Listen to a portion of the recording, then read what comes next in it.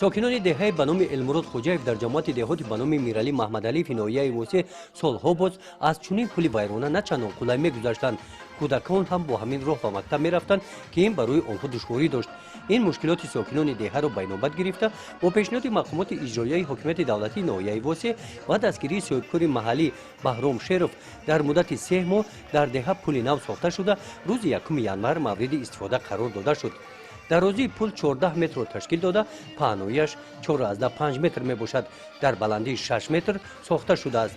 از بالای این پل ماشین های سبکرو هم می گذرند. این تشبوسی که راهبر دولت ما پیشوای ملت اساسگزار صلح و وحدت ملی محترم امام رحمان برای سالهای رشد سیاحی و آبادانی دهات اعلام کردگی بود.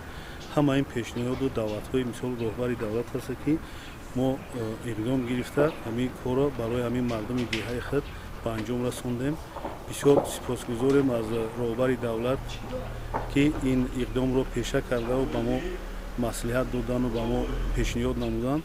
و خاطر پیشنهاد شدن این اقدام‌های راهبر دولت در اکثر شهر و دهات‌های مثال تاجیکستان بسیار آبادانی‌ها بسیار انشاءات‌های بزرگ آباد شده بنیاد گشته شده است که باشیده با مورد استفاده قرار گرفتن این انشاءات مهم محل در جماعت ایدانه جانشین رئیس ناحیه واسه علیخان خدایورزاده نزد ساکنان برآمد نموده قید نمودند که با اقدام صاحبکار همچنین مسافه 2 کیلومتر راه دهه سنگفرش کرده شده است.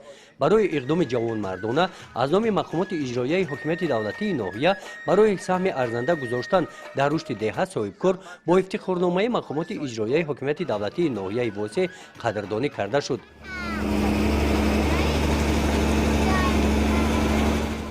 در شهرک هلبوک ناحیه واسه هم با دستگیری صاحبکاران محلی راهها تعمیر و از نوسازی می شوند.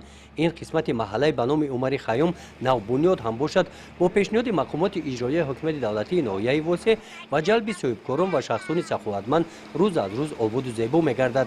با اقدام جوانمردانه شخصان سخاوتمند بعد کشیدن نقطه‌های خط آب نوشاکی اکنون با سنگفرش نمودن راه بین محلی شروع نمودند.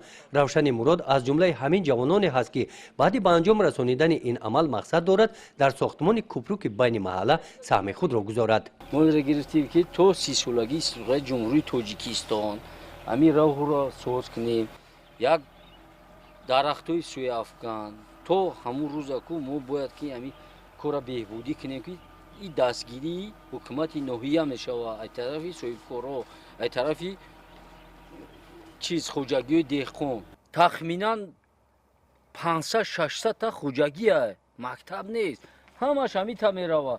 من اینجا کو حسابی خوجگی دهقانی خودم بیلال 2015 من میخوام که یک کوپریکی زمانهایی ساز کنم که همین یگان تنخیصی نباشه طلبای مکتب. باشیده با استقبال 30 سالگی استقلالیت دولتی جمهوری تاجیکستان در ناحیه واسه با جلب شخصان سخاوتمند انشاءات‌های گوناگون اهمیت اجتماعی داشته مورد بهره برداری قرار داده شده. با جلب صاحبکاران ساختمان خط آب نوشاکی در محله‌های نوبنیاد ادامه دارند. گزارش خواجه نظریف خدای نظر ظهوروف از ناحیه واسه برای برنامه اطلاعاتی نوید.